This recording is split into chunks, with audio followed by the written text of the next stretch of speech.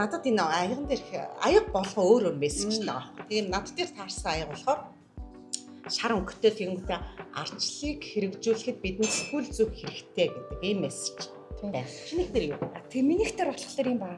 Чөлөө твлийн зам болбоос хүнд бэрх хагаад хүний чансааг шалгах зам. Яг л тийм. Миний болохоор Нескафе л өгш үг байна. Нийгмийн эрүүл болгоё гэвэл эрийн сурвалжлах сэтгүүл зүг хөгжүүлэх хэрэгтэй. За чам яа давхцаа. Сэтгүүлч хүн дэрүүн мэдрэмжтэй байх учиртай дүргийн амсалмаа гэж. Минийх болохоор даштандуугаа хэлсүүгээ. Би тэгээд бодож ин амьдралдаа анх удаага би ингээ кофений аяган дээр хундагны үгтэй кафе харлаа.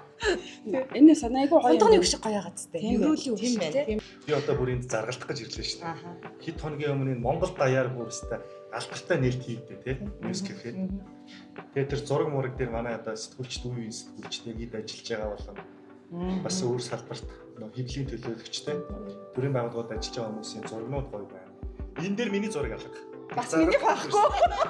Заргалтаж ирсэн. Ер нь хоёрт өрсөнгүү намайг. Нээлтэн дээрээ. Тэгээ яагаад намайг өрсөнгүү вэ гэж заргалдах гэж энэ. Сайн байцгаана уу? Тайм цэгмэний үзэгчдээ. Та бүхэн яг миний гарт байгаа цай ууж байгаа аягыг маань харж байвал та итгэж болно. Тайм цэгмэн гэсэн ийм бичигтэй манай саятай аяг.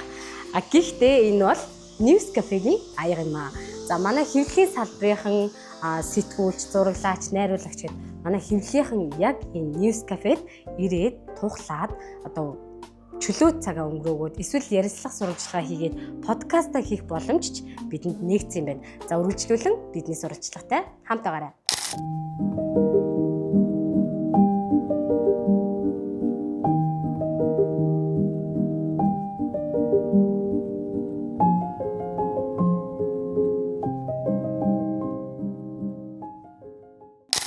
Өдрийн За шинхэн кафегаа бас нээсэн баярлалаа. баярлаа.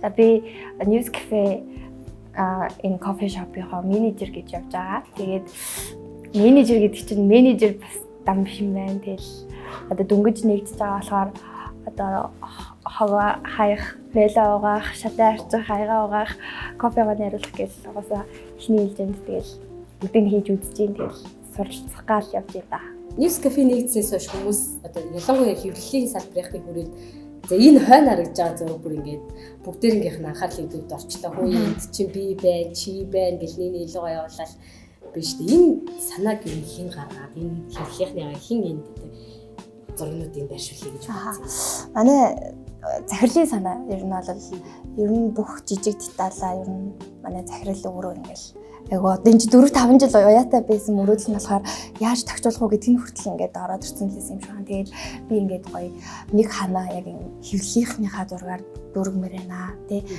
Ингээд ямар байна чи ингээд гоё хэвлэлийнхний зургийг ол гэл. Тэгээд би чинь нэг өөрөө нөгөө нэг яг сэтгүүлчээр ажиллаж гадуур ингээд мэдээнд явдаг болохоор сэтгүүлч нараас сайн таньдгүй. Тэгэхээр таньдаг хэдэн сэтгүүлч нарынхаа фэйсбүүк рүү ороод за энэ зургийг авчи, тэр зургийг авчи. За энэ хүний дамжуулаад одоо нөгөө нэгнийх нь фэйсбүүкийг дамжуулж болоод за энэ их сэтгүүлч юм шиг байна, энэ ах сэтгүүлч юм шиг байна, энэ ах зураглаач юм шиг байна гэж явсаран байгаа л зургнуудаа түүсэн энд ойролцоогоор нэг 300 гаруй зураг байгаа.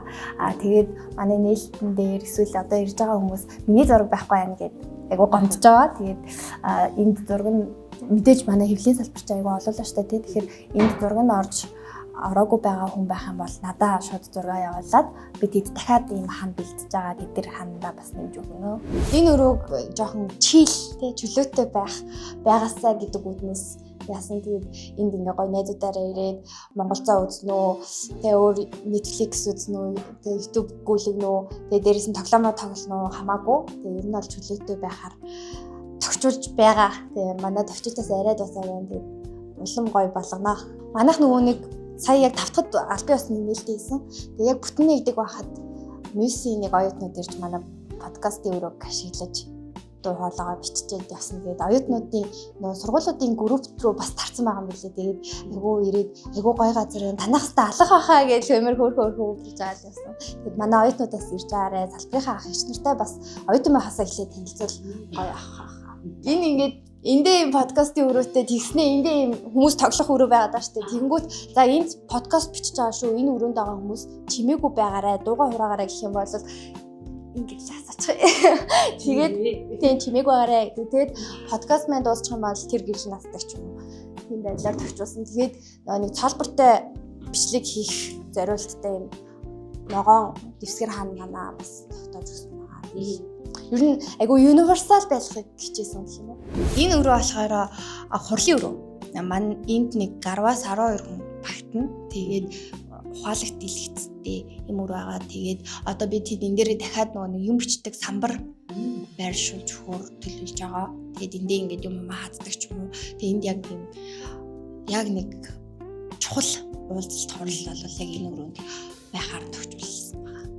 Одоо нөгөө хамгийн гол зорилго чинь сэтгүүл зүйн салбарынхныгаа юм гоё нэгтгэж нийлүүлэх шүү дээ тий. Тэгэхээр яг тэр зорилгодоо хүрэхийн тулд тэр нэгтгэж нийлүүлсэн юмнасаа гоё чанартай сэтгүүл зүйн бүтээл гаргахын тулд ч юм уу гоё коллектив үүсгэх хэрэгтэй байна. Хооронд нь танилцуулах тий. Тэгэхээр тэрний тулд бид нэг цаашдаа 7 хоногт 2-3 удаа үүсгэн гэсэн нэрийн хөтөлбөртэй болохоор зорж байгаа. Өнгөрсөн нэгтгэхээс эхлээд яг өдөр болгон суугаад ажиллаа хийж байгаа. Тэгээд ер нь маш тухтай орон зай ихтэй гол нь. Тэгээд бид нар чи ер нь шинэ залуу редакцийн хувьд ямар нэгэн ингээд ажиллах газар, кофе шоп ингээд хайгаал явдаг шүү дээ. Тэгэхээр энд болохоор яг тухтай нэгдүгээрт, хоёрдугаарт төвлөрч чадж байгаа би бол гуравдугаар тэгээд яг таньдаг хүмүүс салбарынхантайгаа уулзаад гоё яриа өрнүүлэх тийм боломжтой орон зай гэж харж байгаа. Энэ аягнууд дээр ер нь бол хэвлэлүүдийнхээ өрөө өгнүүдийг хийж өгье гэж бодсон. Тэгээд мэдээж одоо манай Монголд чинь 400-500-аад хэвлэлүүд байдаг шүү дээ.